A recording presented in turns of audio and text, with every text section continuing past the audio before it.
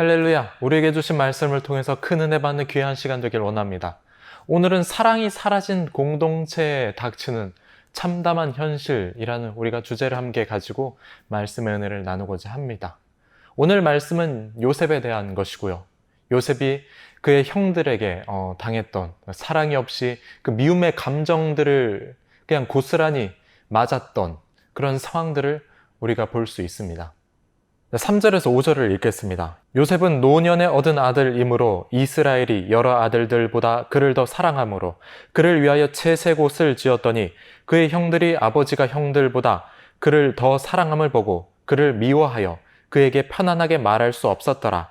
요셉이 꿈을 꾸고 자기 형들에게 말하며 그들이 그를 더욱 미워하였더라.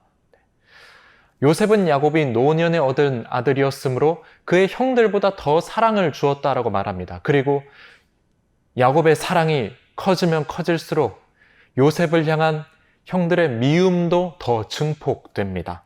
우리가 읽었던 말씀에는 요셉을 향한 미움이 어찌나 컸던지 요셉에게 편안히 말하지 않았다. 이 말은 요셉이 상전 대우를 받았다라는 의미가 아닙니다. 편안하게 말을 하지 않았다. 그에게 그냥 말을 하지 않고 왕따를 시킨 그런 의미예요.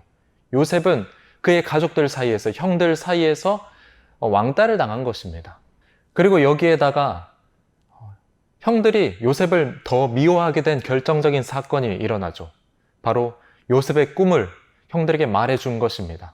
요셉의 곡식단에게 형들의 곡식단이 절을 하고 해와 달과 11별이 요셉에게 절을 하는 그 꿈을 그냥 말해버리게 되고 요셉을 향한 미움은 더욱더 커져 가게 됩니다. 그리고 이렇게까지 말합니다. 이 꿈을 듣고 나서 8절을 보면은 네가 참으로 우리의 왕이 되겠느냐? 참으로 우리를 다스리게 되겠느냐? 자, 요셉을 향한 이 꿈에 대한 얼마나 분노가 컸던지 나중에 야곱이 요셉에게 형들이 양을 치고 있는데 잘 치고 있는지 한번 보고 와라. 그렇게 했더니 요셉이 형들에게 갈 때 형들이 이렇게 말합니다. 요셉이 다가오는 것을 보고 이렇게 말하죠. 19절에 서로 이르되 꿈꾸는 자가 오는도다. 앙금이 있는 거예요. 저 녀석 우리가 감히 절을 한다고 했던 그 꿈을 꾸었던 그 요셉이구나. 꿈꾸는 자가 오는도다. 꿈에 대한 그 분노와 증오가 앙금이 되어서 지금 남아있는 것입니다. 자, 그리고 그 증오는 어떻게 바뀌느냐. 살해의 그런 계획까지도 세우게 만들어요. 20절입니다. 자, 그를 죽여 한 구덩이에 던지고 우리가 말하기를 악한 짐승이 그를 잡아먹었다 하자. 그의 꿈이 어떻게 되는지를 우리가 볼 것이니라 하는지라. 꿈 때문에 사람을 죽이는 황당한 일이 일어날 지경에 지금 처하게 됩니다. 우리가 저 녀석을 죽여버리면 그 꿈이 이루어지지 않을 거니까 그렇게 아주 굉장히 무서운 말까지 내뱉습니다. 그리고 결국에는 요셉을 옷을 벗기고는 물이 들어있지 않은 구덩이에다가 던져버리죠. 형들은 구덩이에 요셉을 집어넣고는 이제 그가 굶어 죽던지 아니면 어떻게 죽던지 그냥 내버려둘 생각이었습니다. 그리고 25절을 보면은 요셉에게 이런 행위를 한 다음에 이들이 무엇을 했는지 한번 보십시오. 그들이 앉아 음식을 먹다가 이렇게 가능할까요? 자신의 형제를 자신의 동생을 지금 구덩이에 넣고 이제 곧 동생은 나중엔 어쨌든 죽을 것입니다. 그런데 그 앞에서 자신들의 생명 유지를 위해서 음식을 먹고 있다는 거 굉장히 소름 끼치는 장면이에요. 동생을 향한 증오가 어찌나 컸던지 사랑이 완전히 상실된 인류애가 완전히 없어져 버린 그런 처참한 모습을 보여줍니다. 옆에서 누가 죽어가든 나는 내 생명을 유지하겠다. 내 삶을 계속 영위하겠다. 이런 모습인 겁니다. 우린 어떻습니까? 우린 바로 내 옆에서 누군가 죽어가진 않더라도 뉴스를 통해서 여러 사건들을 접하게 됩니다. 이 땅에 벌어지고 있는 끔찍한 사건들과 또 부조리한 일들을 보게 됩니다. 다른 나라에선 전쟁이 일어나서 수많은 사람들이 죽는 것을 보게 되고요. 이런 상황 속에서 그리스도인은 어떻게 해야 되는가?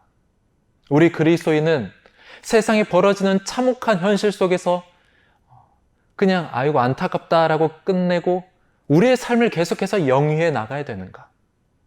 그것은 아닐 것입니다. 세상에 아파하는 소리들이 있다면 그 소리들에 귀를 기울이고, 부조리한 일들이 있다면, 정의가 상실되어 버린 사건들이 있다면 과감하게 우리는 행동할 수 있는 그리스도인이 되어야 할 것입니다. 땅끝까지 이르러 내 증인이 되리라. 주님께서는 우리가 세상 끝까지 그리스도의 증인으로 살길 원하십니다. 그것은 단순히 복음을 증거하는 것뿐만이 아니라 그의 사랑을 나눠주고 그의 정의를 나눠주고, 또 전쟁에 참혹한 현실에 닥친 그런 민족들과 나라들이 있다면 그 땅을 중보하면서 그렇게 우리가 살아갈 수 있어야 돼요. 그것이 바로 그리스도인이고 주님께서 우리에게 주신 사명입니다. 그것이 바로 사랑을 잃지 않는 비결이기도 하고요. 결국에 요셉은 그 구덩이에 갇힌 채로 끝나진 않습니다. 이스마엘 상인들이 오는 것을 보곤 유다가 요셉을 팔자라고 하고, 그리고 이스마엘 상인들에게 팔려진 요셉은 이제 이집트의 보디발, 친위대장, 바로의 친위대장이었던 보디발의 집에 노예를 팔려가게 되죠. 이 모든 사건들이 있은 이후에 아버지였던 야곱에게 요셉에게서 벗긴 이 채색 옷에 피를 묻혀서는 요셉이 짐승들에게 당한 것 같습니다. 이렇게 11명의 형제들이 입을 맞춰서 그렇게 말을 합니다. 참혹한 현실이죠. 동생을 향한 미움이, 처음엔 요셉을 향한 미움이 이렇게 크진 않았을 겁니다. 하지만 미움이 내 마음속에서 들어왔을 때 그 미움을 내보내지 않고 가만히 놔뒀더니 그 미움이 계속해서 달라붙습니다. 요셉을 향한 아버지의 사랑이 커질수록 미움은 더 커지고요. 요셉이 꿈을 말하면 그 미움이 더 커지고요. 결국에 그 미움이 커지다 보니까 그의 생명을 해하고자 하는 그런 말들까지 하게 됩니다. 우리 안에 미움이 들어올 때, 어떤 사람에 대한 증오가 들어올 때 그 마음들을 가만히 놔둬서는 안 됩니다.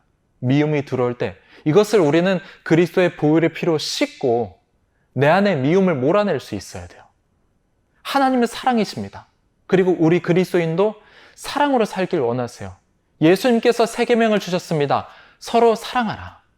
우린 사랑하는 존재로 지음받았습니다. 그리스도인에게 있는 사명은 사랑입니다. 그렇기 때문에 우리가 서 있는 가정과 또 직장과 사업장과 또 교회에서 우린 사랑을 실천하는 그리스도인이 되어야 합니다.